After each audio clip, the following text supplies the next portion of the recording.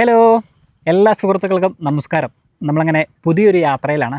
കഴിഞ്ഞ യാത്ര നമ്മൾ നിർത്തിയത് എവിടെ നിന്നാണെന്ന് വെച്ച് കഴിഞ്ഞാൽ ചക്ലയുടെ പ്രാന്തപ്രദേശങ്ങളിലൂടെയൊക്കെ യാത്ര ചെയ്ത് ആ ഗ്രാമത്തിലെ വിശേഷങ്ങളൊക്കെയാണ് നിങ്ങളുമായിട്ട് പങ്കുവച്ചത്.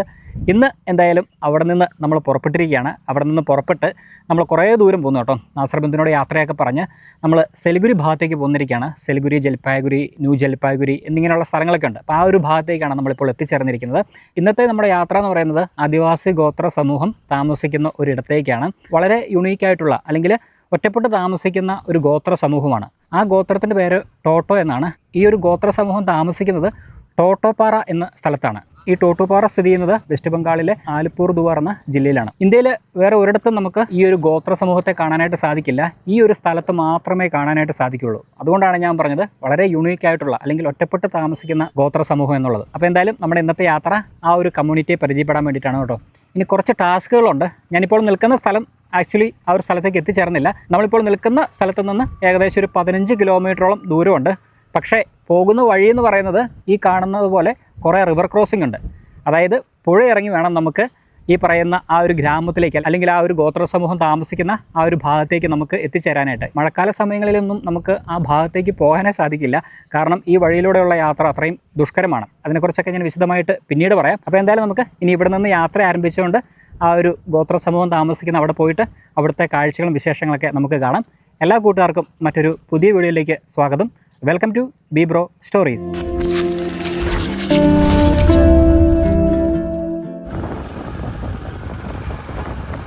അങ്ങനെ നമ്മളിതാ നമ്മുടെ യാത്ര ആരംഭിച്ചിരിക്കുകയാണ്. ഞാൻ നേരത്തെ സൂചിപ്പിച്ച പോലെ ആദ്യത്തെ പുഴ നമ്മൾ ക്രോസ് ചെയ്യുകയാണ്. ഇത് അത്ര വലിയ പുഴയല്ല, എന്നാലും അത്യാവശ്യം വീതിയുണ്ട്. എന്തായാലും നമ്മളങ്ങനെ പുഴയിലൂടെ ഇങ്ങനെ പോവുകയാണ്. നമ്മൾ സ്കൂട്ടറിലാണ് കേട്ടോ നമ്മുടെ ഇന്നത്തെ യാത്ര. എൻ്റെ കയ്യിലിരിക്കുന്നത് ഹീറോയുടെ ഒരു സ്കൂട്ടറാണ്. ഈ സ്കൂട്ടറുമായിട്ട് വേണം നമുക്ക് ഈ കാണുന്ന പോലത്തെ പുഴകളൊക്കെ താണ്ടി നമുക്ക് ആ ഒരു ഗ്രാമത്തിലേക്ക് എത്തിച്ചേരാനായിട്ട്. എന്തായാലും പുഴയിലൂടെയുള്ള നമ്മൾ യാത്ര തുടർന്നുകൊണ്ടിരിക്കുന്നു. അങ്ങനെ ഈ കാണുന്ന പുഴ ക്രോസ് ചെയ്ത് കഴിയുമ്പോഴത്തേനും നമ്മൾ എത്തിച്ചേരുന്നത് നല്ല മനോഹരമായ ഒരു ടാറിട്ട റൂട്ടിലേക്കാണ്. നല്ല ഭംഗിയായിട്ട് റബ്ബറൈസ്ഡ് വഴിയാണ് നമുക്ക് കാണാൻ കഴിയുക. ഇരുവശങ്ങളിലും ലൈൻസൊക്കെ വരച്ച് നല്ല ഭംഗിയാക്കി ഇട്ടിട്ടുണ്ട്. പിന്നെ ഒരു കാര്യം എന്ന് പറയുന്നത് അത്ര വീതിയുള്ള വഴിയൊന്നുമല്ല. ഒരു ബസ് അല്ലെങ്കിൽ ലോറിക്കൊക്കെ പോകാവുന്ന വീതിയിലുള്ള ഒരു വഴിയാണ് നമുക്കിവിടെ കാണാൻ കഴിയുക. മാത്രമല്ല ഇരുവശങ്ങളിലും നല്ല പച്ചപ്പ് കാണാം. കുറേ ദിവസങ്ങളായിട്ട് ഇവിടെയൊക്കെ മഴയാണ്, അതുകൊണ്ട് തന്നെ നല്ല പച്ചപ്പുണ്ട്. പിന്നെ മറ്റൊരു കാര്യം എന്ന് പറയുന്നത് നമ്മളിപ്പോൾ സഞ്ചരിച്ചുകൊണ്ടിരിക്കുന്ന വഴിയുടെ കുറച്ച് ഭാഗങ്ങളൊക്കെ നല്ല പ്ലെയിൻ ലാൻഡുകളാണ്, നല്ല സമതലങ്ങളാണ്. കുറച്ച് കൃഷിയും കാര്യങ്ങളൊക്കെ ചെയ്യുന്നുണ്ട് എന്നാണ് ഞാൻ വിചാരിക്കുന്നത്. പക്ഷേ നമ്മളിപ്പോൾ സഞ്ചരിക്കുന്ന വഴിയുടെ വശങ്ങളിലൊന്നും അങ്ങനെ കൃഷി ചെയ്യുന്നത് കണ്ടിട്ടില്ല. എന്തായാലും ഇരുവശത്തേക്ക് നമുക്ക് നോക്കിക്കഴിഞ്ഞാൽ കാട് പിടിച്ച് കിടക്കുന്ന പോലത്തെ ഒരു കാഴ്ചയാണ് കാണുന്നത്. കുറേ വള്ളിപ്പടർപ്പും പിന്നെ ചെറിയ ചെറിയ കാട്ടുചെടികളൊക്കെ റോഡിൻ്റെ ഇരുവശത്തും നമുക്ക് കാണാൻ കഴിയും. പിന്നെ ഒരു ഭാഗത്തേക്ക് നമുക്ക് നോക്കിക്കഴിഞ്ഞാൽ മലനിരകൾ കാണാൻ കഴിയും. അത് ഭൂട്ടാൻ്റെ മലനിരകളാണ് കേട്ടോ. നമുക്ക് കുറച്ചുകൂടിയൊക്കെ മുന്നോട്ട് പോകുമ്പോഴത്തേനും കുറേ കൂടെ അടുത്ത് ഭൂട്ടാൻ മലനിരകളുടെ അടുത്തേക്ക് എത്തിച്ചേരുന്നതാണ്. എന്തായാലും വളരെ മനോഹരമായി പച്ചപ്പ് നിറഞ്ഞ വഴിയിലൂടെയാണ് നമ്മുടെ യാത്ര മുന്നോട്ട് പോയിക്കൊണ്ടിരിക്കുന്നത്. അങ്ങനെ കുറച്ച് ദൂരം മുന്നോട്ട് വന്നു കഴിഞ്ഞപ്പോഴത്തേനും മറ്റൊരു പുഴയുടെ അടുത്തേക്ക് എത്തിച്ചേർന്നിരിക്കുകയാണ്. ഇനി ഈ കാണുന്ന പുഴ കടന്നിട്ട് വേണം നമുക്കിനി മുന്നോട്ട് പോകാനായിട്ട്. ഇത് അത്യാവശ്യം നല്ല വീതിയുള്ള പുഴയാണ്. ഇനി ഇത് നമുക്ക് പതുക്കെ ക്രോസ് ചെയ്യാം.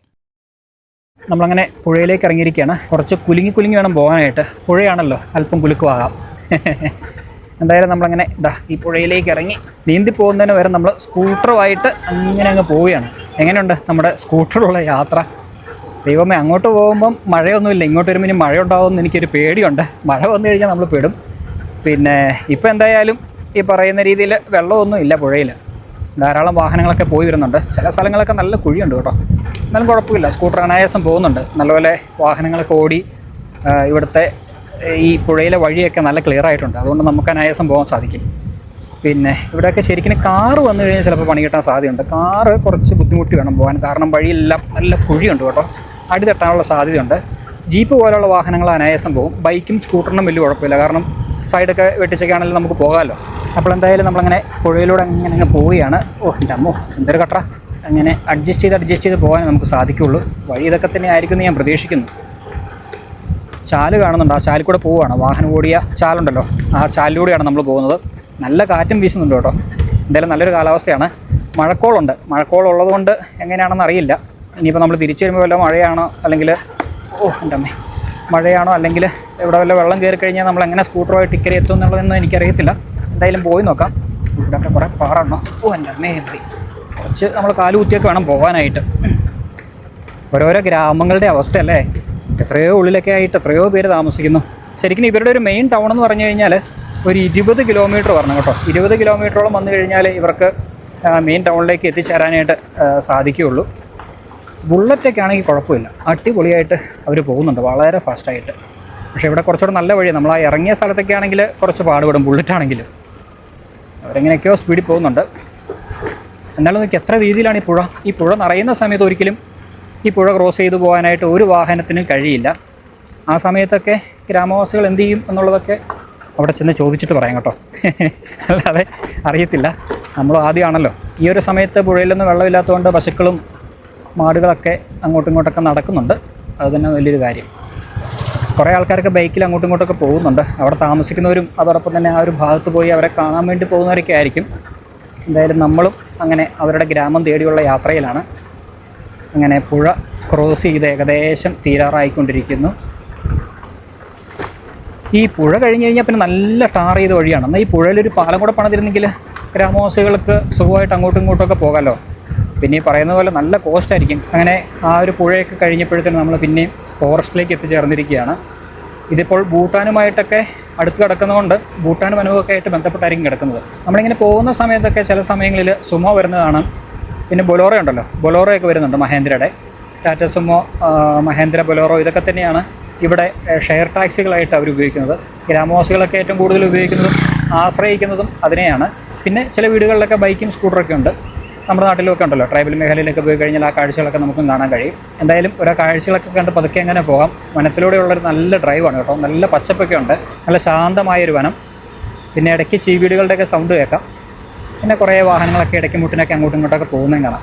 വളരെ യാദൃശ്യമായിട്ടാണ് കേട്ടോ ഈ ഒരു സ്ഥലത്തെക്കുറിച്ച് ഞാൻ അറിഞ്ഞത്. അങ്ങനെ തേടി പിടിച്ച് ഈ ഒരു സ്ഥലത്തേക്ക് നമ്മൾ പോയിക്കൊണ്ടിരിക്കുന്നത്. ഇങ്ങനെയുള്ള സ്ഥലങ്ങളൊക്കെ നമ്മൾ പോയി കാണണം. വളരെ യുണീക്കായിട്ടുള്ള ട്രൈബ് എന്നൊക്കെ പറയുമ്പോഴത്തേനും ഞാൻ പറഞ്ഞല്ലോ, എന്തായാലും നമ്മൾ അവരെക്കുറിച്ചൊക്കെ അറിഞ്ഞിരിക്കുന്നത് നല്ലതാണ്. നമ്മൾ ഒരുപാട് ആദിവാസി ഗോത്ര സമൂഹം താമസിക്കുന്ന വില്ലേജുകളിലൊക്കെ പോയിട്ടുണ്ട്. പ്രത്യേകിച്ച് ഇന്ത്യയുടെ പല സംസ്ഥാനങ്ങളിലും, കേരളമാണെങ്കിലും തമിഴ്നാടാണെങ്കിലും അതോടൊപ്പം തന്നെ ആന്ധ്രാപ്രദേശ് ആണെങ്കിലും ഒഡീഷ ആണെങ്കിലും ബംഗാളിൽ തന്നെ നമ്മൾ പോയിട്ടുണ്ട്.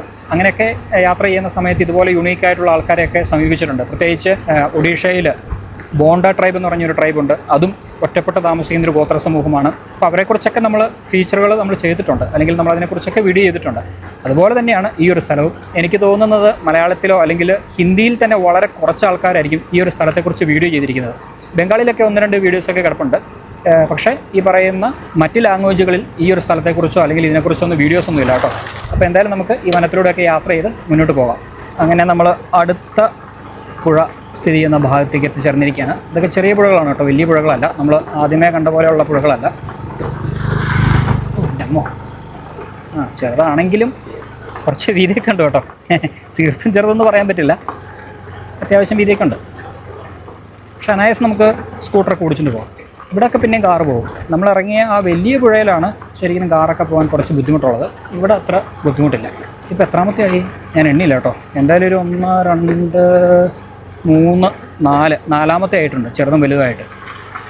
അപ്പോൾ 4 പുഴ ഇപ്പം നിലവിൽ ക്രോസ് ചെയ്തിരിക്കുകയാണ്. അപ്പോൾ ഈ ഒരു ഗ്രാമത്തിലേക്ക് പോകണമെങ്കിൽ ഞാൻ പറഞ്ഞല്ലോ ഇതുപോലെ 3-4 പുഴകളൊക്കെ ക്രോസ് ചെയ്യണം.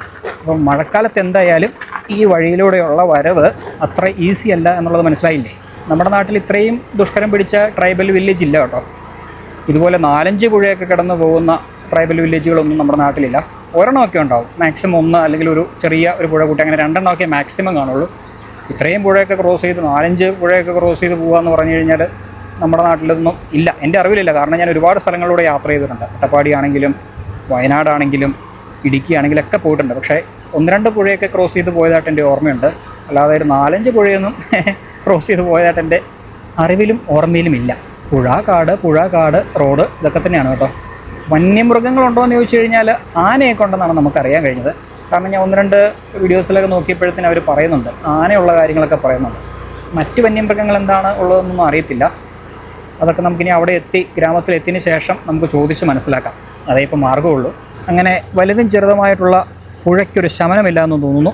പിന്നെയും അടുത്ത പുഴ ക്രോസ് ചെയ്തുകൊണ്ടിരിക്കുകയാണ്. ഇത് അത്യാവശ്യം വലിയ പുഴയാണെങ്കിലും കുറേ ഭാഗത്തൊക്കെ മരം വളർന്നു നിൽപ്പുണ്ട്. അപ്പോൾ ഈ അടുത്തിടയ്ക്കൊന്നും അല്ലെങ്കിൽ കുറേ കാലമായിട്ട് ഇതിലൂടെ അങ്ങനെ വെള്ളം വന്ന് പോയിട്ടില്ല എന്നാണ് ഞാൻ അനുമാനിക്കുന്നത്. അല്ലെങ്കിൽ ഇതുപോലെ പുഴയുടെ നടുവിൽ മരങ്ങൾ നിൽക്കില്ലല്ലോ. നമ്മൾ പുഴ എങ്ങനെയാണ് തിരിച്ചറിയുന്നതെന്ന് വെച്ച് കഴിഞ്ഞാൽ അവിടെ ധാരാളം കല്ലുണ്ടാവും, പിന്നെ വെള്ള കളറാണ്, മണ്ണിന് വെള്ള കളറാണ്. അപ്പോൾ നമുക്ക് കറക്റ്റ് അറിയാൻ പറ്റും പുഴയുടെ ഭാഗം എത്തി എന്നുള്ളത്. അത് നല്ലൊരു കാര്യമാണ്. മഴക്കാലത്തൊക്കെ ഡ്രൈവ് ചെയ്ത് വരുമ്പോഴത്തേനേ നമുക്കങ്ങനെ അറിയാൻ പറ്റുമല്ലോ പെട്ടെന്നേ.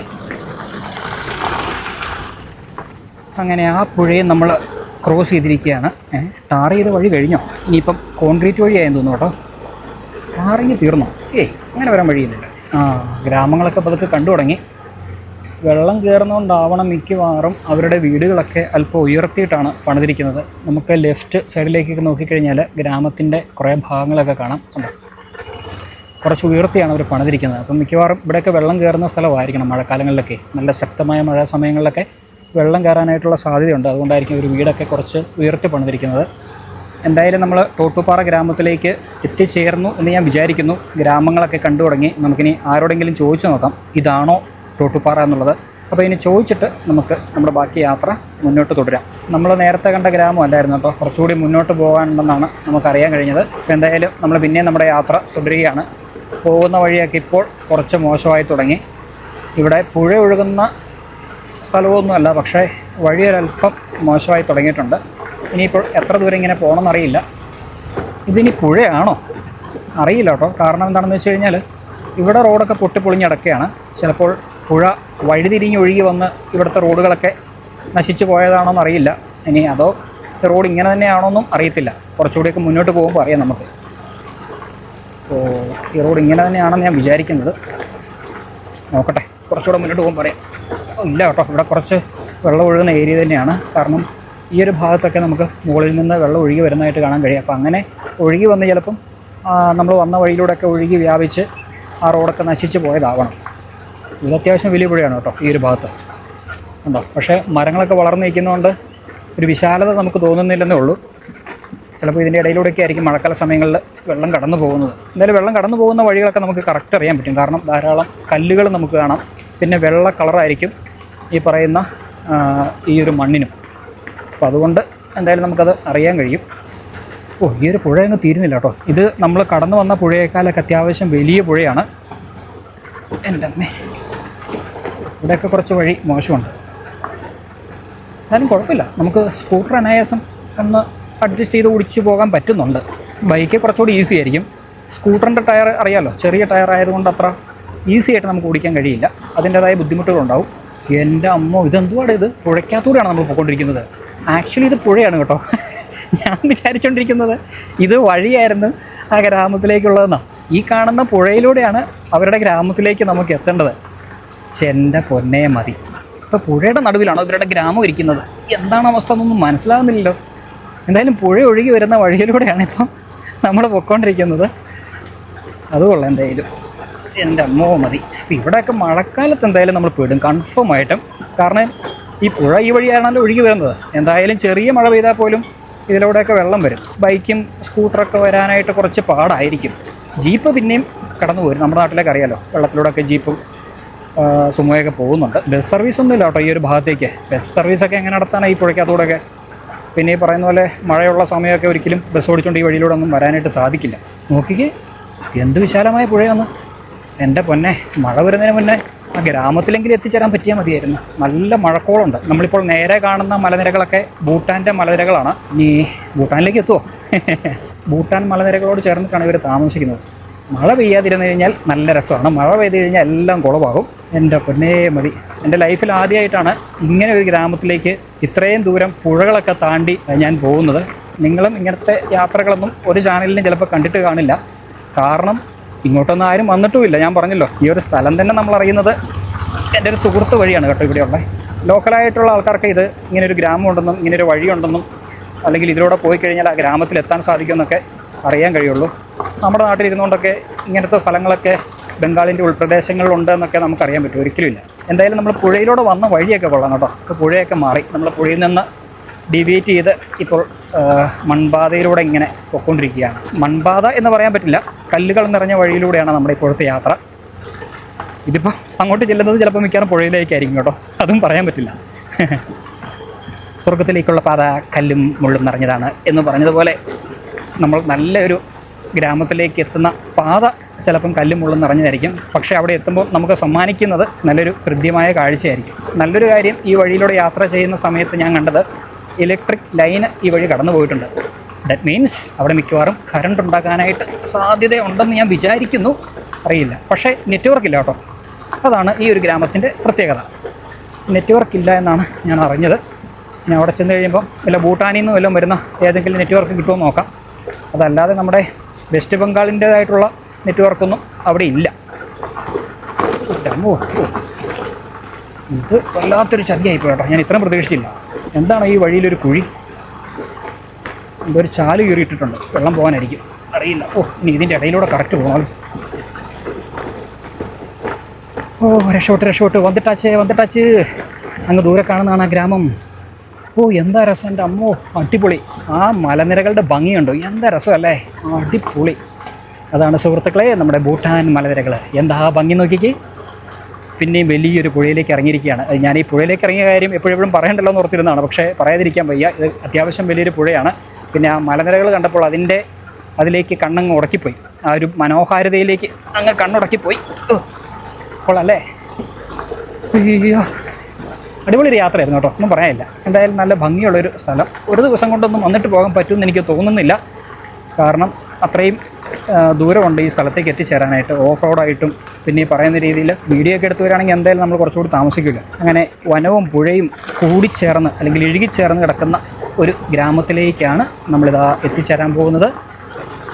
ഗ്രാമത്തിൻ്റെ എൻട്രൻസൊക്കെ കണ്ടു തുടങ്ങി. അങ്ങനെ ഗ്രാമത്തിൽ നിന്ന് പോകുന്ന ഷെയർ ടാക്സി ഇതാ കടന്നു വരുന്നു. ആൾക്കാരൊക്കെ ഇരിക്കുന്നു നോക്കിയേ. ഇങ്ങനെ ഇരുന്നൊക്കെ വേണം പോകാനായിട്ട്. ഇത് കൊള്ളാം. ഇങ്ങനെ ഒന്ന് എക്സ്പീരിയൻസ് ചെയ്യേണ്ടതായിരുന്നു കേട്ടോ. നമ്മൾ സ്കൂട്ടറിന് വന്നില്ലായിരുന്നെങ്കിൽ എന്തായാലും ഉറപ്പായിട്ടും ഈ കാണുന്ന ഇതുപോലത്തെ വാഹനത്തിൽ നമ്മളിവിടെ എത്തിച്ചേർന്നേനെ. കണ്ടോ, ഓഫ് റോഡിന് വേണ്ടി മാത്രം സജ്ജീകരിച്ചിരിക്കുന്ന വാഹനം. ആൾക്കാരൊക്കെ അതിൻ്റെ മുകളിലൊക്കെ ഇരിപ്പുണ്ട്, സ്ത്രീകളും പുരുഷന്മാരൊക്കെ ഇരിപ്പുണ്ട്. വനമായതുകൊണ്ട് തന്നെ ധാരാളം മരങ്ങളൊക്കെ വെട്ടി മുറിച്ചൊരു ഭാഗത്ത് ഇട്ടിട്ടുണ്ട്. അങ്ങനെ നമ്മളിതാ അവരുടെ ഗ്രാമത്തിലേക്ക് എൻട്രി ചെയ്യാൻ പോവുകയാണ്. Welcome to Thottupara. വരുമ്പോഴേ തന്നെ നമുക്കിവിടെ ഒരു വലതുഭാഗത്തൊരു കട കാണാം. അവരെന്തൊക്കെയോ നോക്കുന്നുണ്ട് നമ്മളെ. ആദ്യമായിട്ടാണ് മനുഷ്യന്മാരിങ്ങോട്ട് വരുന്നത്. അവർ നമ്മളെ നോക്കി ചിരിക്കുന്നൊക്കെ ഉണ്ട്. എൻ്റെ അമ്മേ, അയ്യോ. അങ്ങനെ ഓഫ് റോഡ് യാത്ര അവസാനിച്ച് സുഹൃത്തുക്കളെ നമ്മൾ കോൺക്രീറ്റ് ഇട്ട വഴിയിലേക്ക് പ്രവേശിച്ചിരിക്കുകയാണ്. കയറുമ്പോഴേ തന്നെ മറ്റൊരു ഫലകം, നമുക്ക് സിമെൻറ്റിൽ തീർത്തിരിക്കുന്ന ഒരു ഫലകം നമുക്ക് കാണാൻ കഴിയും. Welcome to ടോട്ടോപാറ. ഓക്കെ, പിന്നെ കുറച്ച് ബംഗാളിൽ എന്തോ എഴുതിയും വെച്ചിട്ടുണ്ട്. അതിൻ്റെ താഴെയും ഇംഗ്ലീഷിൽ എഴുതിയിട്ടുണ്ടായിരുന്നു, അത് വായിക്കാനുള്ള സമയം കിട്ടില്ല. ബംഗാളി വായിച്ചു വന്നപ്പോഴത്തേനും അത് കടന്നു പോയി. ബംഗാളി വായിക്കാറിയില്ല, അത് വേറെ കാര്യം. ഹായ്. നല്ല ആൾക്കാർ കേട്ടോ, നല്ല സമീപനമുള്ള ആൾക്കാർ. ഇനി അങ്ങോട്ട് പോകട്ടെ, എന്താണ് ഒരവസ്ഥ എന്നറിയത്തില്ല. ഇനിയിപ്പോൾ നമ്മൾ എവിടേക്ക് പോകും, എന്ത് ചെയ്യും എന്നുള്ളത് അറിയത്തില്ല. ഇത്രേ ഉള്ളോ? ഇനിയിപ്പോൾ ഇങ്ങനെ പല ഭാഗങ്ങളിലായിട്ട് ചിന്നിച്ചിതറിക്കിടക്കുകയാണോ ഈ ഗ്രാമം? ഇവിടെ എനിക്ക് തോന്നുന്നത് ധാരാളം അടയ്ക്കകളാണ് കൃഷി ചെയ്തിരിക്കുന്നത്. നമ്മളിപ്പോൾ സഞ്ചരിച്ചുകൊണ്ടിരിക്കുന്ന വഴിയിലൊക്കെ അടയ്ക്ക മരങ്ങളൊക്കെ കാണാൻ കഴിയും. മഴ പെയ്യാനുള്ള സാധ്യത ഉണ്ട് കേട്ടോ. ഇവിടെ വല്ലതും കിടക്കാനുള്ള സംവിധാനം കിട്ടുമോ നോക്കണം, അല്ലെങ്കിൽ പെട്ടുപോകും. തിരിച്ചു പോയി കഴിഞ്ഞാൽ നമ്മൾ ചിലപ്പം ആ പുഴയിൽ കുടുങ്ങാൻ സാധ്യതയുണ്ട്. അപ്പോൾ ഇവരുടെ ഒരു വരുമാന മാർഗ്ഗം അടയ്ക്കയായിരിക്കും. കവുങ്ങിൽ നിന്ന് കിട്ടുന്ന അടയ്ക്കയാകാനാണ് സാധ്യത. നമുക്കിനി ആരെങ്കിലുമൊക്കെ ഒന്ന് പരിചയപ്പെട്ട് ഇവിടെ ഒന്ന് സെറ്റാക്കാൻ പറ്റുമോ എന്നുള്ളത് നോക്കണം. ആരെയും നമുക്ക് പരിചയമില്ല. ഇനി ഹിന്ദി അത്യാവശ്യം ഇവർക്കറിയാം എന്നുള്ളതാണ് ഇവരുടെ ഒരു ഗുണം. അപ്പോൾ അതുകൊണ്ട് നമുക്ക് ആരോടെങ്കിലുമൊക്കെ ചോദിക്കാം, നോക്കട്ടെ എന്താണ് അവസ്ഥ എന്നുള്ളത്. ഹായ്. ഹായ് എന്ന് അവർ കാണിക്കുന്നുണ്ട്, അപ്പം കുഴപ്പമില്ല. വെൽക്കം ടു ടോട്ടുപാറ എന്നെ ആകർഷിച്ചിരിക്കുന്നു. അവർ വെൽക്കം ചെയ്തിരിക്കുകയാണ്. ഇതിനൊരു അന്ത്യമില്ലേ?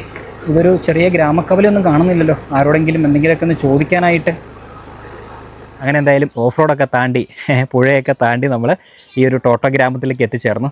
ടോട്ടോ ഗ്രാമത്തിലേക്ക് എത്തിച്ചേർന്ന് കഴിഞ്ഞപ്പോഴത്തേനും നമ്മൾ 1-2 പേരോടൊക്കെ ചോദിച്ചു, നമുക്ക് ഈ ഗ്രാമത്തിലൂടെയൊക്കെ നടന്ന് ഇവിടുത്തെ കാഴ്ചകളൊക്കെ കാണണം, അതിനെന്താണ് ചെയ്യാൻ പറ്റുക എന്നുള്ളത് 1-2 പേരോട് അന്വേഷിച്ചപ്പം ഒരു ബയ്യ നമ്മളെ സഹായിച്ചു കേട്ടോ. അദ്ദേഹം പറഞ്ഞു, നിങ്ങൾക്ക് പറ്റിയ ഒരാളുണ്ട്, അദ്ദേഹത്തിനാണെങ്കിൽ കുറച്ച് ഹിന്ദിയൊക്കെ അറിയാം, ബാക്കി ആർക്കും ഇവിടെ ഭാഷയൊന്നും അറിയില്ല, അവർക്ക് അവരുടെ തനതായിട്ടുള്ള ഭാഷ അറിയത്തുള്ളൂ. ടോട്ടോ എന്ന ഭാഷയാണ് അവരോട് സംസാരിക്കുന്നത്. പിന്നെ ഭൂട്ടാനി സംസാരിക്കുന്നുണ്ട്, മാത്രമല്ല കുറച്ച് പേരൊക്കെ ബംഗാളിയും സംസാരിക്കുന്നുണ്ട്. എങ്കിലും കുറച്ച് പാടാണ് ഹിന്ദിയൊക്കെ സംസാരിക്കാൻ അറിയാവുന്ന ഒരാളെ കിട്ടുക എന്നുള്ളതാണ്. അങ്ങനെയാണ് ഇദ്ദേഹത്തിൻ്റെ പേര് പറഞ്ഞത്. നമ്മളിപ്പോൾ എത്തിച്ചേർന്നിരിക്കുന്നത് ഒരു സ്കൂളും ഹോസ്പിറ്റലൊക്കെ പ്രവർത്തിക്കുന്ന ഒരു സ്ഥലത്താണ്. അവിടെ വന്ന് അന്വേഷിച്ചപ്പോഴത്തേനും ഇദ്ദേഹത്തിൻ്റെ വീട് കാണിച്ചു തരികയും ഇദ്ദേഹം നമ്മോടൊപ്പം യാത്രയിൽ പങ്കുചേരാമെന്നും പറഞ്ഞിട്ടുണ്ട്. അപ്പോൾ ഇദ്ദേഹത്തെ പരിചയപ്പെട്ട് നമുക്ക് ഇവിടുത്തെ കാഴ്ചകളൊക്കെ കാണാം. അപ്പോൾ ഈ ആപ്കാ നാം ക്യാ ഹൈ ഭയ്യ? रोथिन टोटो റോത്തിൻ ടോട്ടു. रोथिन टोटो റോത്തിൻ ടോട്ടു. ഓക്കെ. റോത്തിൻ ടോട്ടോ എന്നാണ് അദ്ദേഹത്തിൻ്റെ പേര്. അപ്പോൾ ഇദ്ദേഹമാണ് നമ്മളെ ഇനി ഈ ഗ്രാമത്തിലൂടെയൊക്കെ കൊണ്ടുകടന്ന് ഇവിടുത്തെ കാഴ്ചകളൊക്കെ കാണിച്ചു തരുന്നത്. അപ്പോൾ ബയ്യ ഉണ്ടെങ്കിൽ നമുക്ക് ഈസിയാണ്. അപ്പോൾ എന്തായാലും നമുക്കിനി ബയ്യയോടൊപ്പം ഈ ടോട്ടോ ഗ്രാമത്തിലെ കാഴ്ചകളും വിശേഷങ്ങളൊക്കെ കാണാം.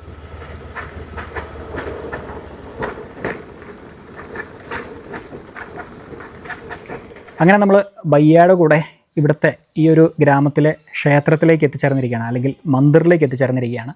ഇവിടെ ക്ഷേത്രം എവിടെ എന്നൊക്കെ തപ്പി ഞാൻ നടന്നു കേട്ടോ. നമ്മൾ നിൽക്കുന്നത് ക്ഷേത്രമാണെന്ന് ഞാൻ പിന്നീടാണ് അറിഞ്ഞത്. ഇവിടെ നമുക്ക് നോക്കിക്കഴിഞ്ഞാൽ കാണാൻ കഴിയുന്നത് പ്ലെയിൻ ആയിട്ടുള്ള ഒരു സ്ഥലമാണ്. പിന്നെ കുറച്ച് കുടങ്ങളൊക്കെ ഒരു ഭാഗത്ത് അടുക്കി വെച്ചിട്ടുണ്ട്. പിന്നെ ഒരു മദ്ദളം മുകളിൽ നിന്ന് താഴേക്ക് തൂക്കിയിട്ടിട്ടുണ്ട്. 2 മദ്ദളം, ഒന്നല്ല 2 മദ്ദളമുണ്ട്. ആ മദ്ദളത്തിൻ്റെ വശങ്ങളിലൊക്കെ നോക്കിക്കഴിഞ്ഞാൽ മൃഗത്തിൻ്റെ തൊലി ഉപയോഗിച്ചതായിട്ട് നമുക്ക് കാണാൻ കഴിയും. ഞാനപ്പം ബയ്യാട് ചോദിച്ചു അതേത് മൃഗത്തിൻ്റെ തൊലിയാണ് ഉപയോഗിച്ചിരിക്കുന്നതെന്ന്. അപ്പോൾ അദ്ദേഹം പറഞ്ഞത് അത് പശുവിൻ്റെ തൊലിയാണെന്നാണ് പറഞ്ഞത്. എന്തായാലും ഞാൻ പറഞ്ഞതുപോലെ ഇതൊരു ക്ഷേത്രമായിട്ടാണ് അവർ സങ്കല്പിക്കുന്നത്. നമുക്കിവിടെ നോക്കുമ്പോഴത്തേനും വിഗ്രഹങ്ങളൊന്നും കാണാൻ കഴിയില്ല. ഇവർ വിഗ്രഹങ്ങളെ ഒന്നും ആരാധിക്കുന്നില്ല. ഇതിൻ്റെ മുന്നേ ഒക്കെ ഇവർ ആരാധിച്ചുകൊണ്ടിരുന്നത് ബുദ്ധനെയായിരുന്നു കേട്ടോ. ബുദ്ധമതത്തിലായിരുന്നു ഇവർ പ്രധാനമായിട്ടും വിശ്വസിച്ചിരുന്നത്. പിന്നീട് കാലക്രമേണ ബുദ്ധമതത്തിൽ നിന്ന് അവർ പിന്മാറിയിട്ട് പ്രകൃതി ദൈവങ്ങളെയാണ് അവർ ആരാധിക്കുന്നത്. നമുക്ക് നോക്കിക്കഴിഞ്ഞാൽ കാണാം ഇതിന് ചുറ്റും മലനിരകളാണ്. മല, മരം, പിന്നെ സൂര്യൻ, ചന്ദ്രൻ, ഇതൊക്കെ തന്നെയാണ് അവരിപ്പോഴും ആരാധിക്കുന്നത്. അതുകൊണ്ട് തന്നെയാണ് ഇവർക്ക് പ്രത്യേകിച്ച് ദൈവങ്ങളോ അല്ലെങ്കിൽ വിഗ്രഹങ്ങളോ ഒന്നും ഇല്ലാത്തത്. അവർ പ്രകൃതിയെയാണ് ആരാധിക്കുന്നത്. വനവുമായി ബന്ധപ്പെട്ട് താമസിക്കുന്ന ഒട്ടുമിക്ക ആദിവാസി ഗോത്ര സമൂഹവും ആരാധിക്കുന്നത് വനദേവതകളെയോ പ്രകൃതിയുമായി ബന്ധപ്പെട്ടാണ് അവരുടെ ആരാധനകൾ മുഴുവനും. അതുതന്നെയാണ് ഇവിടെയും നമുക്ക് കാണാൻ കഴിയുന്നത്. നമ്മൾ പല ആദിവാസി ഊരുകളിൽ പോയിട്ടുണ്ട്. അവിടെയൊക്കെ ഇതുപോലെ പ്രകൃതിയിലുള്ള സൂര്യൻ, ചന്ദ്രൻ എന്നിങ്ങനെയൊക്കെ ആരാധിക്കാറുണ്ട്. അതിന് സമാനമായ രീതിയിൽ തന്നെയാണ് ഇവിടെയും നമുക്ക് കാണാൻ കഴിഞ്ഞിരിക്കുന്നത്. ഇനിയിപ്പോൾ ഇവരുടെ ആഘോഷങ്ങൾ എങ്ങനെയാണെന്ന് ചോദിച്ചു കഴിഞ്ഞാൽ, നമ്മൾ കണ്ട ആ മദ്ദളം ഉണ്ടല്ലോ, ആ മദ്ദളം വിശേഷ ദിവസങ്ങളിൽ താഴെ ഇറക്കി അവർ വായിക്കും. അവരുടെ ഒരു രീതിയിൽ അവർ വായിക്കും. അതിന് മുന്നേ കുറേ കാര്യങ്ങൾ ചെയ്യുന്നുണ്ട്. ഇവർക്ക് തനതായിട്ടുള്ള വസ്ത്രമുണ്ട്. ആ വസ്ത്രങ്ങളൊക്കെ ധരിച്ച്, സ്ത്രീയും പുരുഷനും ആ വസ്ത്രങ്ങളൊക്കെ ധരിച്ചായിരിക്കും അവർ വീട്ടിൽ നിന്ന് വരിക. ഈ ഗ്രാമത്തിലെ വീടുകളിലുള്ള എല്ലാ ആൾക്കാരും അങ്ങനെയുള്ള ട്രഡീഷണൽ ആയിട്ടുള്ള വസ്ത്രങ്ങളൊക്കെ ധരിച്ച് ഈ ഒരു ഭാഗത്തേക്ക്, ഈ ഒരു വിശാലമായ ഈ ഒരു സ്ഥലത്തേക്ക് എത്തിച്ചേരുകയും ഇവിടെയാണ് അവരുടെ ആഘോഷങ്ങളൊക്കെ നടക്കുകയും ചെയ്യുന്നത്. ഇനി ഇവരുടെ ആഘോഷങ്ങൾ എങ്ങനെയാണെന്ന് ചോദിച്ചു കഴിഞ്ഞാൽ, ഇവിടെ അവരുടെ പൂജകൾ അല്ലെങ്കിൽ പ്രാർത്ഥനകൾ ചെയ്യാനായിട്ട് നിയോഗിച്ചിരിക്കുന്ന ആളുടെ വീട്ടിൽ നിന്ന് 3 കോഴീനെയും 1 പന്നീനെയും കൊണ്ടുവരും. അതിനുശേഷം എന്ത് ചെയ്യുമെന്ന് ചോദിച്ചു കഴിഞ്ഞാൽ, ഇവിടെ നിന്ന് അല്പം മാറി പുഴയുടെ തീരത്ത് പോയിട്ട് അതിനെ കഴുത്തറുത്ത് കൊല്ലും. അതാണ് അവരുടെ ഒരു ആചാരം എന്ന് പറയുന്നത്. അതായത് ഒരു ബലി അർപ്പണം എന്നുള്ള രീതിയിലാണ് അതിനെ കണക്കാക്കുന്നത്. അതായത് പ്രകൃതിക്ക് അവർ ബലി അർപ്പിക്കുകയാണ്, ഈ പറയുന്ന കോഴീനെയും അതോടൊപ്പം തന്നെ ഈ പറയുന്ന പന്നീനെയും. അങ്ങനെ ബലി അർപ്പിച്ചതിന് ശേഷം ഇവർ ഈ ഒരു ഭാഗത്തേക്ക് വരികയും അവരുടേതായിട്ടുള്ള പാട്ടുകളും നൃത്തങ്ങളൊക്കെ ഉണ്ട്. ആ ഒരു വാദ്യോപകരണങ്ങളൊക്കെ കൊട്ടിക്കൊണ്ട് പാട്ടുകളും നൃത്തങ്ങളൊക്കെ അവർ ആടുകയും പാടുകയൊക്കെ ചെയ്യും. അതാണ് അവരുടെ ആഘോഷത്തിൻ്റെ പ്രധാന ഭാഗം എന്ന് പറയുന്നത്. മാത്രമല്ല ആഘോഷത്തിൻ്റെ ഭാഗമായിട്ട് അവർ ഹടിയ എന്ന് പറയുന്ന ഒരു പാനി എന്ന് പറയാൻ പറ്റില്ല, കാരണം അതൊരു മദ്യമാണ്. ഒരു മദ്യം അവർ സേവിക്കുകയൊക്കെ ചെയ്യുന്നുണ്ട്. സ്ത്രീ പുരുഷ ഭേദമന്യേ എല്ലാവരും അത് കുടിക്കും കേട്ടോ. ഞാനും പണ്ടൊരിക്കൽ കുടിച്ചു നോക്കിയിട്ടുണ്ട്. ഒരു പുളിപ്പാണ് അതിൻ്റെ ടേസ്റ്റ്. ബംഗാളിലൊക്കെ നമുക്ക് കിട്ടും. ബംഗാൾ, ആസാമിലൊക്കെ പോയി കഴിഞ്ഞാൽ രുചിച്ച് നോക്കാനായിട്ട് സാധിക്കുന്നതാണ്. അത് ഓരോ വീടുകളിലൊക്കെ ഉണ്ടാക്കി ഇവിടെ കൊണ്ടുവന്ന് വിതരണം ചെയ്യും. അതാണ് അവരുടെ പ്രധാന ആഘോഷത്തിൻ്റെ ഭാഗം എന്ന് പറയുന്നത്. ഭക്ഷണങ്ങൾ അങ്ങനെ അത് കാര്യമായിട്ടൊന്നുമില്ല. പിന്നെ ചില ദിവസങ്ങളിലൊക്കെ അരി കൊണ്ടുള്ള ആഹാരങ്ങളും മറ്റ് വെജിറ്റേറിയനും നോൺ വെജിറ്റേറിയനായിട്ടുള്ള ഭക്ഷണങ്ങളൊക്കെ അവർ വെച്ച് ആഘോഷിക്കാറുണ്ട്. അതായത് വർഷത്തിൽ 2 തവണ ഇത് നടക്കുന്നുണ്ട്. ഒന്ന് മാർച്ചിലും പിന്നെ സെപ്റ്റംബറിലുമാണ് നടക്കുന്നത്. അപ്പോൾ ആ സമയങ്ങളിൽ ഈ പറയുന്ന രീതിയിൽ ഭക്ഷണവും അവരുടേതായിട്ടുള്ള മദ്യമൊക്കെ വിളമ്പി അവർ ആടിയും പാടിയും അവരുടെ തനതായിട്ടുള്ള വസ്ത്രങ്ങളൊക്കെ ധരിച്ച് വന്ന് നല്ലൊരു ആഘോഷമായിരിക്കും ഇവിടെ നടക്കുക. അപ്പോൾ എന്തായാലും പറഞ്ഞു വന്നത് ഇത്രയേ ഉള്ളൂ. പ്രത്യേകിച്ച് ഇവരുടെ ആരാധനയുമായി ബന്ധപ്പെട്ട് പറയുകയാണെങ്കിൽ ദൈവങ്ങളൊന്നും ഇല്ലാത്ത വനദേവതകളെയും അതോടൊപ്പം തന്നെ സൂര്യനെയും ചന്ദ്രനെയൊക്കെ ആരാധിച്ച് മുന്നോട്ട് പോകുന്ന ഒരു ഗോത്ര സമൂഹം തന്നെയാണ് ഈ ടോട്ടു പാറയിലുള്ള ടോട്ട എന്ന ഈ ഒരു ഗോത്ര വിഭാഗം.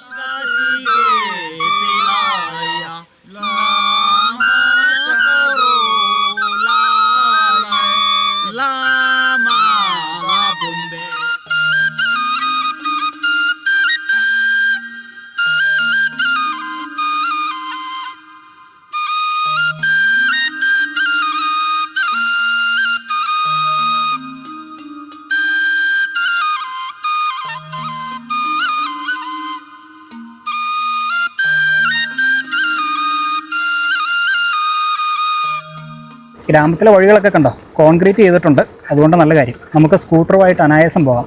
വഴിയും കൂടെ മോശമാണെങ്കിൽ സ്കൂട്ടറുമായിട്ട് പോകുന്നത് ബുദ്ധിമുട്ടാണ്. ഇതൊക്കെ ഇവിടുത്തെ ഗ്രാമങ്ങളാണ് കേട്ടോ, ചെറിയ ചെറിയ ഗ്രാമങ്ങളാണ്. ഇതിൻ്റെ മേൽക്കൂര അവർ കൂടുതൽ നിർമ്മിക്കുന്നത് ടിൻ ഷീറ്റ് ഉപയോഗിച്ചാണ്.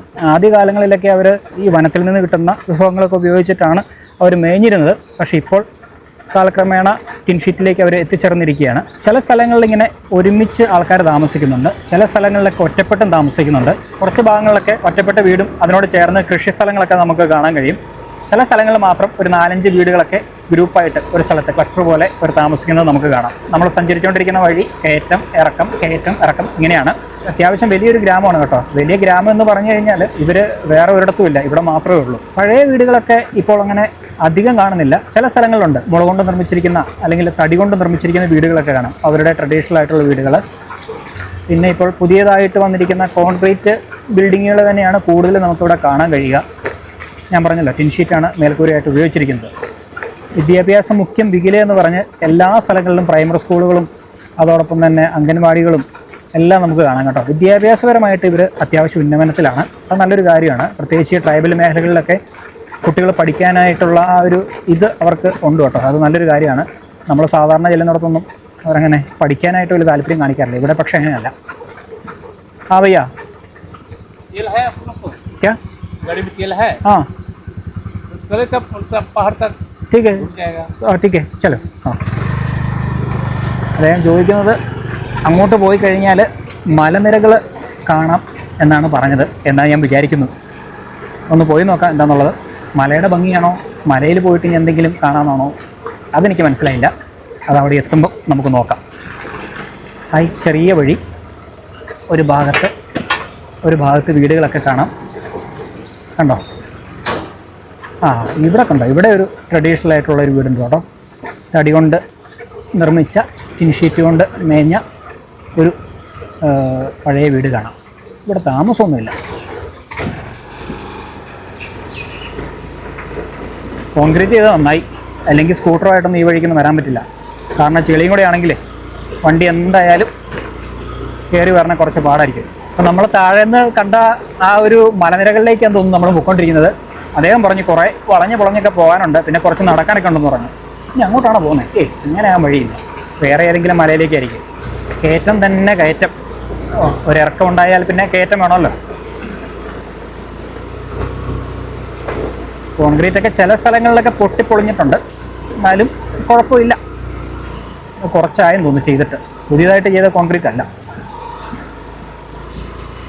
ഈ മലയുടെ മുകളിൽ ഇവർ താമസിക്കുന്ന ഇവരെ സമ്മതിക്കണം. എന്തായാലും ഒരു കാര്യം ഉറപ്പാണ് കേട്ടോ, ഇവർക്ക് രോഗങ്ങളൊന്നും ഉണ്ടാകില്ല. കാരണം ദിവസവും ഈ പറയുന്ന രീതിയിൽ നല്ല രീതിയിൽ പണിയെടുത്ത് ജീവിക്കുന്ന ആൾക്കാരാണ്. പിന്നെ മാത്രമല്ല, ഈ വഴിയിലൂടെയൊക്കെ 2 റൗണ്ട് നടന്നാൽ തന്നെ പല രോഗങ്ങളും മാറും. അറിയാമല്ലോ, ഇങ്ങനെയുള്ള സ്ഥലങ്ങളിലൊക്കെ ഓൾട്ടിറ്റ്യൂഡ് കൂടുതലാണ്. അപ്പോൾ എന്തായാലും അവരുടെ ബ്രീത്തിങ് കപ്പാസിറ്റിയൊക്കെ നമ്മളെക്കാളൊക്കെ എന്തായാലും കൂടുതലായിരിക്കും. ശരിക്കും നമ്മളിപ്പോൾ വന്ന വഴിയൊക്കെ നടന്നു വന്നു കഴിഞ്ഞാൽ നമ്മൾ പെടും കേട്ടോ. ഇപ്പോൾ സ്കൂട്ടർ ഉള്ളതുകൊണ്ട് നമ്മൾ ഇങ്ങനെ അനായാസം നമ്മൾ പോയിക്കൊണ്ടിരിക്കുകയാണ്. നടന്നു വന്നു കഴിഞ്ഞാൽ എന്തായാലും നല്ല കിതപ്പുണ്ടാവും. കാരണം ഇവിടെയൊക്കെ ഓൾട്ടിറ്റ്യൂഡ് ഉള്ളതുകൊണ്ട് പെട്ടെന്ന് നമ്മുടെ ശ്വാസകോശം ബുദ്ധിമുട്ടുണ്ടാക്കും. അത് അരുണാചലൊക്കെ പോയപ്പോൾ കറക്റ്റായിട്ട് എനിക്ക് മനസ്സിലായിട്ടുണ്ട്. ഉയർന്ന പ്രദേശങ്ങളിലൊക്കെ എത്തുമ്പോഴേ ഇങ്ങോട്ടൊരു പുതിയ വഴി വെട്ടിയിട്ടുണ്ട്, കോൺക്രീറ്റ് ഒക്കെ ചെയ്തിട്ടുണ്ട്. പോയി നോക്കാം എന്താ അവസ്ഥ എന്നുള്ളത്. ബൈക്കാണെങ്കിൽ നമുക്ക് കുറച്ചുകൂടെ ഒരു ഈസിയാണ്. കാരണം എന്താണെന്ന് വെച്ച് കഴിഞ്ഞാൽ നമുക്ക് എന്താ പറയുക, ഡ്രൈവ് ചെയ്യാനും പിന്നെ വീല് വലുതാണല്ലോ, അപ്പോൾ നമുക്ക് കോൺഫിഡൻറ്റ് കൂടുതലാണ്.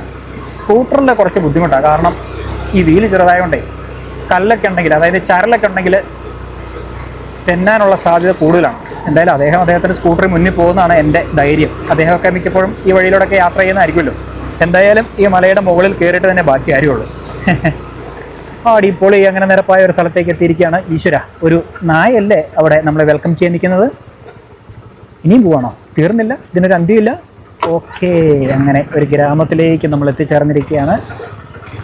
ഓ അടിപൊളി. അച്ഛാ ഗാവേ അച്ഛാ ലാസ്റ്റ് ഓക്കെ, ഇന്ത്യ का लास्ट വില്ലേജ്. അപ്പോൾ എന്തായാലും നമ്മളങ്ങനെ സ്കൂട്ടറൊക്കെ അവിടെ പാർക്ക് ചെയ്തതിന് ശേഷം നമ്മൾ ഗ്രാമത്തിലൂടെ നടക്കാൻ പോവുകയാണ്. അദ്ദേഹം പറയുന്നത് ഭൂട്ടാനോട് ചേർന്നുള്ള അവസാനത്തെ ഗ്രാമം ഇതാണ്. ഇതിൻ്റെ അങ്ങേയറ്റം നടന്നു പോയി കഴിഞ്ഞാൽ ഭൂട്ടാൻ മലനിരകളിലേക്ക് എത്താൻ പറ്റുമെന്നാണ് അദ്ദേഹം പറയുന്നത്. അങ്ങനെയാണെങ്കിൽ നമുക്ക് അങ്ങോട്ടും നടക്കാം. ഇനിയിപ്പോൾ നടപ്പ് വഴികളേ ഉള്ളൂ. നടപ്പ് വഴിയുടെ ഇരുവശങ്ങളിൽ 1-2 വീടുകളൊക്കെ നമുക്ക് കാണാം. അവിടെ ഒരു വീടുണ്ട്, ഒന്നല്ല 2 വീടുണ്ട്. ഇവിടെ ഒരു വീടുണ്ട്, ആ ഒരു ഭാഗത്തൊരു വീടുണ്ട്. ഒരു 3-4 വീടുകൾ ഈ ഒരു ചുറ്റുവട്ടത്ത് തന്നെ ഉണ്ട് കേട്ടോ. ഇനി മുകളിലേക്ക് എന്താണെന്നുള്ളത് അറിയത്തില്ല. ഇവരുടെ വീടിനോട് ചേർന്ന് ധാരാളം കമുകുകൾ നമുക്ക് കാണാൻ കഴിയും. അടയ്ക്ക വലിയൊരു ബിസിനസ്സാണ്, എല്ലായിടത്തും അടയ്ക്കാമരങ്ങളാണ്. ഒരു പഴയ വീട് അവിടെ കാണാം, മുള കൊണ്ട് നിർമ്മിച്ച ഒരു പഴയ വീട് നമുക്ക് കാണാൻ കഴിയും.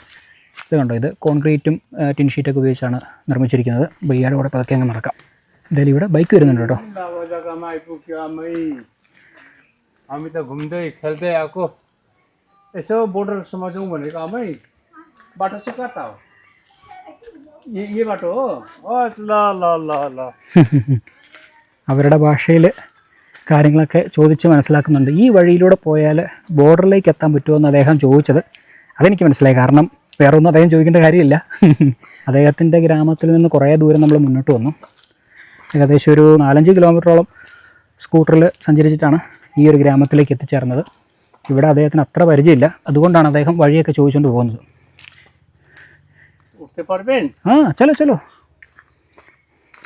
അദ്ദേഹം ചോദിക്കുന്നത് ഇതിൽ നിങ്ങൾക്ക് വരാൻ പറ്റുമെന്നാണ്. നമ്മൾ കയറുമല്ലോ എവിടെയും, അത് വേറെ കാര്യം. മെറ്റിക്കേ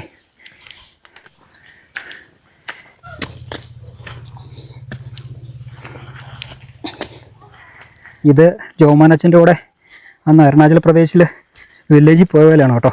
വഴി നോക്കി, വളരെ ചെറിയ വഴി. ഇതുപോലത്തെ വഴിയിലൂടെ വേണം നടന്ന് നമുക്കിതിൻ്റെ അറ്റത്തേക്ക് പോകാനായിട്ട്. ഞാൻ പറഞ്ഞല്ലോ ഭൂട്ടാൻ അതിർത്തിയോട് ചേർന്ന് കുറച്ച് വീടുകളുണ്ടെന്ന്.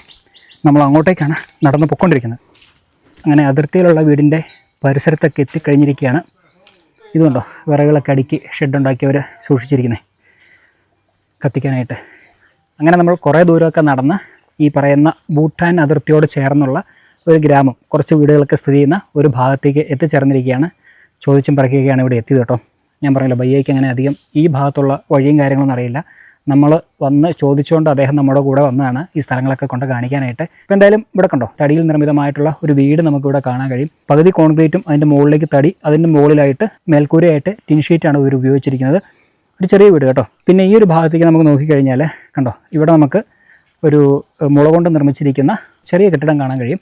ഇത് ഇവരുടെ അടുക്കളയാണ്. നമ്മൾ പലപ്പോഴും പറയാറുണ്ട് ഈ ബംഗാൾ, ആസാം അല്ലെങ്കിൽ കേരളവും തമിഴ്നാടും കർണാടകയൊക്കെ കഴിഞ്ഞ് കുറച്ച് മുന്നോട്ട് വന്നു കഴിഞ്ഞാൽ നമുക്ക് കാണാൻ കഴിയുന്നത് വീടിനകത്തായിരിക്കില്ല അടുക്കള, വീടിനോട് ചേർന്ന് പുറത്തായിരിക്കും അവരുടെ അടുപ്പും കാര്യങ്ങളൊക്കെ.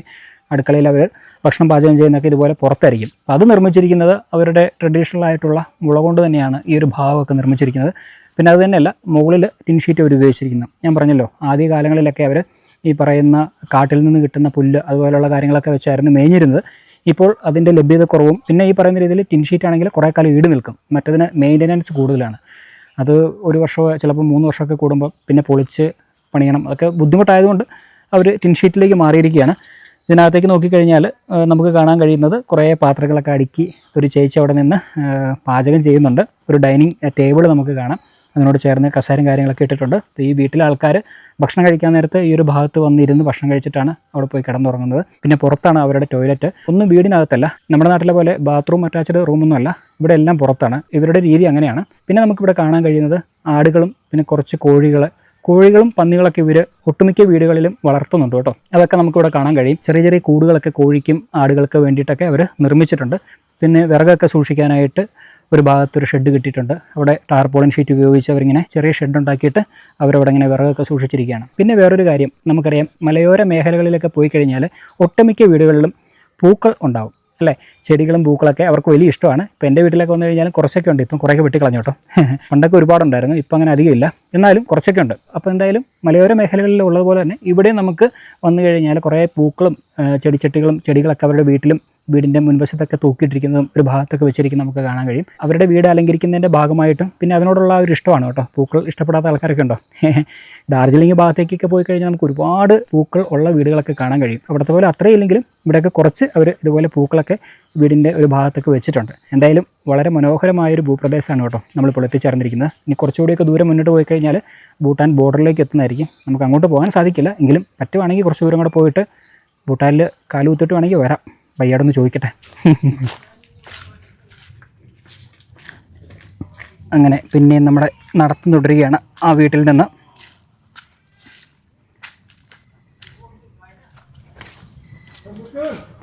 ഇത് കണ്ടോ, ഇതൊരു ട്രഡീഷണൽ ആയിട്ടുള്ള പഴയ വീടാണ് കേട്ടോ അവരുടെ. കണ്ടോ, ഇതാണ് ശരിക്കും ഇവരുടെ വീടെന്ന് പറയുന്നത്. പഴയ കാലത്തുള്ള പഴയ നിർമ്മിതിയാണിത്. കണ്ടോ, തടി കൊണ്ട് നിർമ്മിച്ചിരിക്കുന്ന വീട്. ഇതുപോലെ ഉയർത്തിയായിരിക്കും എപ്പോഴും അവർ കെട്ടുക. കണ്ടോ, ഇവിടെയൊക്കെ പഴയ വീടുകൾ നമുക്ക് കാണാം. ഒരു ചെറിയ ഗ്രാമം കേട്ടോ. ആ കാണുന്ന മലനിരകളാണ് ഭൂട്ടാൻ മലനിരകൾ. Mati ko. Mati ko to bas gari kita. Oh. Pukul. Ah. Itu tak saya nak. India में बहुत सारा तेरा അങ്ങനെ നമ്മൾ ഭൂട്ടാൻ്റെ അതിർത്തിയോട് ചേർന്നുള്ള അവസാന ഗ്രാമത്തിലേക്ക് എത്തിച്ചേർന്നിരിക്കുകയാണ്. ഈ ഗ്രാമത്തിൻ്റെ പേര് റായ്ഗവ് എന്നാണ് കേട്ടോ. ഇവിടെ കണ്ടോ, ഇവിടെ ഒരു ഭയ്യ ഉണ്ട്. ഭയ്യ का नाम क्या है भैया? Jeet Bahadur Rai. Jeet? Bahadur ആ, Rai. ജീത് ബഹാദൂർ റായ്. ഓ, ഞാൻ പഠിച്ചു എന്നാണ് അദ്ദേഹത്തിൻ്റെ പേര്. അപ്പോൾ എന്തായാലും അദ്ദേഹത്തിൻ്റെ വീടാണ് ഈ തൊട്ടുപുറകെ കാണുന്നത്. വീട് മാത്രമല്ല, അതിനോട് ചേർന്നുള്ള അവരുടെ കിച്ചനുമാണ് കാണുന്നത്. വീടും കിച്ചനും ചേർന്ന ഒരു ഭാഗത്താണ് നമ്മളിരിക്കുന്നത്. ഇവിടെ ഏകദേശം നമ്മൾ വരുന്ന വഴിയിൽ കണ്ട വീടുകൾ ഉൾപ്പെടെ ഏകദേശം 10-25 വീടുണ്ടെന്നാണ് പറഞ്ഞത്. നമ്മളിപ്പോൾ നിൽക്കുന്ന സ്ഥലത്ത് മാത്രം ഒരു 5-8 വീടുണ്ട്. ഒരു ക്ലസ്റ്ററായിട്ട്, ഒരു കൂട്ടമായിട്ടാണ് ഇവർ താമസിക്കുന്നത്. ഇവരുടെ കൃഷിസ്ഥലങ്ങളൊക്കെയാണ് ഇതിനോട് ചുറ്റും നമ്മൾ കാണുന്നത്. നമ്മളിപ്പോൾ ഇരിക്കുന്നതിൻ്റെ തൊട്ടുപുറകിലായിട്ട് നോക്കിക്കഴിഞ്ഞാൽ ഒരു മല കാണാം. ആ മലയാണ് ശരിക്കും ഭൂട്ടാൻ്റെ അതിർത്തി. നമുക്ക് അങ്ങോട്ടിനി പോകാൻ പറ്റില്ല. Bhutan border. Bhutan border. Okay, Bhutan border. എല്ലാ കാര്യങ്ങളും അദ്ദേഹത്തിന് മനസ്സിലാകുന്നുണ്ട്. ഉസ്ക പത്തായേ. അപ്പോൾ ഭൂട്ടാൻ്റെ അതിർത്തിയാണ് നമ്മൾ തൊട്ടുപുറകെ കാണുന്ന മല. എന്തായാലും അതിനോട് ചേർന്നാണ് ഇവർ താമസിക്കുന്നത്, ഈ ഒരു ഗ്രാമത്തിലുള്ള ആൾക്കാരൊക്കെ. എന്തായാലും കൊള്ളാം, നല്ലൊരു ഗ്രാമമാണ് കേട്ടോ. ഇവിടെ നമുക്ക് ട്രഡീഷണൽ ആയിട്ടുള്ള ഇവരുടെ പഴയ വീടുകളൊക്കെ നമുക്ക് കാണാൻ കഴിയും. മാത്രമല്ല ഇവിടുത്തെ തദ്ദേശികളായ ആൾക്കാരാണെങ്കിൽ പോലും എത്ര സ്നേഹസമ്പന്നരായ ആൾക്കാരെന്ന് നോക്കി. Thank you. Okay okay. അങ്ങനെ എന്തായാലും ആ ഗ്രാമത്തിലെ കാഴ്ചകളൊക്കെ കണ്ട് നമ്മൾ തിരിച്ച് മടങ്ങുകയാണ്. എന്തായാലും നമ്മൾ അതിർത്തി വരെ പോയി. ഭൂട്ടാൻ്റെ അതിർത്തിയിലുള്ള ഇന്ത്യയിലെ വീടുകളൊക്കെ കണ്ടിട്ട് നമ്മൾ തിരിച്ച് മടങ്ങുകയാണ്. അപ്പോൾ നമ്മുടെ കഴിഞ്ഞ നോർത്ത് ഈസ്റ്റ് യാത്രയിൽ നമ്മൾ അരുണാചൽ പ്രദേശിൽ പോയി. ചൈന ഒന്നുമില്ലടാവേ. ഓ എൻ്റെ പൊന്നു, പശു വരെ ദേഷ്യപ്പെടുവാണോ? എൻ്റെ ആ കിളിനാദം കേട്ടിട്ടായിരിക്കും. അപ്പോൾ പറഞ്ഞു വന്നത്, നമ്മുടെ നോർത്ത് ഈസ്റ്റ് യാത്രയിൽ നമ്മൾ അരുണാചൽ പ്രദേശിൽ പോയി, ചൈന ബോർഡറിലുള്ള ഗ്രാമത്തിൽ പോയി അവിടുത്തെ കാഴ്ചകളും വിശേഷങ്ങളൊക്കെ പങ്കുവച്ചിരുന്നു. അതും ഒരു ഗോത്ര സമൂഹം താമസിക്കുന്ന ഒരിടമായിരുന്നു. അപ്പോൾ എന്തായാലും ഇതുപോലുള്ള യാത്രയൊക്കെ വന്ന് ഇവരെയൊക്കെ കണ്ട് അവരോടൊക്കെ സംസാരിച്ച് അവരുടെ കാര്യങ്ങളൊക്കെ മനസ്സിലാക്കി പോകുമ്പം നമുക്ക് വലിയൊരു സന്തോഷമാണ്. ശരിയല്ലേ? ശരിക്കും യാത്ര വലിയൊരു അനുഭവമാണ് കേട്ടോ. യാത്ര ചെയ്യുന്നതോടുകൂടി ഒരുപാട് കാര്യങ്ങൾ മനസ്സിലാക്കാനും പഠിക്കാനും നമുക്ക് കഴിയുന്നുണ്ട്. കേരളം പോലുള്ള ഒരു സംസ്ഥാനത്തിരുന്നുകൊണ്ട് നമുക്കൊരിക്കലും ഇതുപോലുള്ള കാഴ്ചകൾ കാണാൻ കഴിയില്ല. യാത്രകൾ അങ്ങനെ ചെയ്യുക, പുതിയ പുതിയ കാര്യങ്ങളൊക്കെ പഠിക്കുക, പുതിയ പുതിയ കാഴ്ചകളൊക്കെ കാണുക, യാത്രകൾ അങ്ങനെ തുടർന്നുകൊണ്ടേയിരിക്കുക. അതാണ് നമ്മുടെ ലക്ഷ്യം. ഇതല്ല, ഇതിൻ്റെ അപ്പുറത്ത് ചാടിക്കിടന്നവനാണ് ഈ KK ജോസഫ് എന്ന് പറഞ്ഞ് ഞാൻ വീഴുന്നതാണ് കേട്ടോ. അങ്ങനെ നമ്മൾ നടന്ന് നമ്മുടെ വാഹനം പാർക്ക് ചെയ്തിരിക്കുന്ന സ്ഥലത്തേക്ക് എത്തിച്ചേർന്നിരിക്കുകയാണ്. ഇനി നമുക്ക് വാഹനം എടുത്ത് നമ്മൾ വന്ന വഴിയിലൂടെയൊക്കെ തിരിച്ച് നമ്മുടെ താമസ സ്ഥലത്തേക്ക് പോകാം.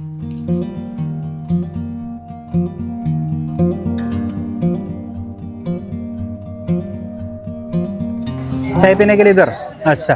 അപ്പം നമുക്കിനി ഒരു ചായ കുടിക്കാൻ വേണ്ടി ഈ ഒരു കടയിലേക്ക് കയറാം. അപ്പോൾ എന്തായാലും നമ്മുടെ ചായ കിട്ടിയിരിക്കണം കേട്ടോ. നമ്മൾ വന്നു കഴിഞ്ഞപ്പോഴത്തേനും തന്നെ ചായ കിട്ടി. അതിനുള്ള പ്രധാന കാരണം ഇവിടെ ദീദി ചായ ഫ്ലാസ്കിൽ എടുത്ത് വെച്ചേക്കുമായിരുന്നു. അപ്പോൾ പെട്ടെന്ന് വരുന്നു, പെട്ടെന്ന് എടുക്കുന്നു, പെട്ടെന്ന് കുടിച്ചിട്ട് പോകാം എന്നുള്ളതായിരിക്കും അതുകൊണ്ട് ഉദ്ദേശിക്കുന്നത്. ഇവിടെയൊക്കെ അങ്ങനെയാണ് കേട്ടോ. ഇവിടെ നിന്നല്ല, നമ്മുടെ ഗ്രാമങ്ങളിലൂടെയൊക്കെ പോയി കഴിയുമ്പോഴത്തേനും അവരൊരു ഫ്ലാസ്കിൽ ചായ വെച്ചിരിക്കും. എന്നിട്ട് അതിൽ നിന്ന് പ്രസ് ചെയ്തിട്ട് ചായ ഇതുപോലെ എടുത്തു തരും. ഈസിയാണല്ലോ പരിപാടി. അപ്പോൾ എന്തായാലും നമ്മളിപ്പോൾ എത്തിച്ചേർന്നിരിക്കുന്നത് തോട്ടപ്പാറയിലുള്ള ഒരു ആഴ്ചച്ചന്ത പ്രവർത്തിക്കുന്ന ഒരിടത്തേക്കാണ്. കുറേ കടകളൊക്കെ പ്രവർത്തിക്കുന്നുണ്ട്. ഈ ഗ്രാമത്തിൽ ഉൽപ്പാദിപ്പിക്കുന്ന ഉൽപ്പന്നങ്ങളും പിന്നെ പുറത്തുനിന്ന് വരുന്ന സാധനങ്ങളൊക്കെ ഉണ്ട്. പുറത്തുനിന്ന് വരുന്ന പറഞ്ഞു കഴിഞ്ഞാൽ ഫ്രൂട്ട്സ് ഉണ്ട്, അതോടൊപ്പം തന്നെ തുണിയുണ്ട്, ചെരുപ്പുണ്ട്, ബാഗുണ്ട്, ഒരുപാട് ഐറ്റംസ്, കയറ്, പ്ലാസ്റ്റിക്കിൻ്റെ ഐറ്റംസ്, അങ്ങനെ ഒരുപാട് സാധനങ്ങൾ നമുക്ക് കാണാൻ കഴിയും. പക്ഷേ പച്ചക്കറികളും മത്സ്യങ്ങളും എല്ലാം, മീറ്റ് എല്ലാം ഇവിടെ ഈ പറയുന്ന രീതിയിൽ ആഴ്ചച്ചന്തയിൽ ലഭിക്കുന്നതായിരിക്കും. ഒരാഴ്ചയിൽ ഒരു ദിവസം ഉണ്ടാവുള്ളൂ. അതാണ് ആഴ്ചച്ചന്തയുടെ പ്രത്യേകത.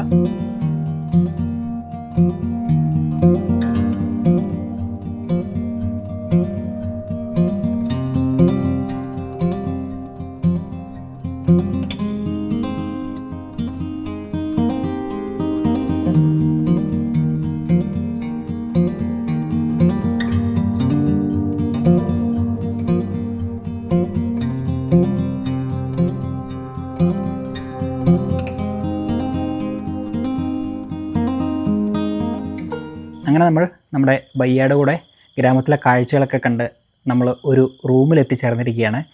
ഞാൻ അദ്ദേഹത്തോട് പറഞ്ഞു, ഇവിടുത്തെ ഗ്രാമക്കാഴ്ചകൾ നമുക്ക് നല്ല രീതിയിൽ കാണണം. കാരണം നമ്മളിവിടെ എത്തിയപ്പോഴത്തേനും ഉച്ചയായി കേട്ടോ. രാവിലെ നമ്മൾ ജൽപായ്ഗുരിയിൽ നിന്ന് സ്കൂട്ടറിൽ വന്നതാണ്.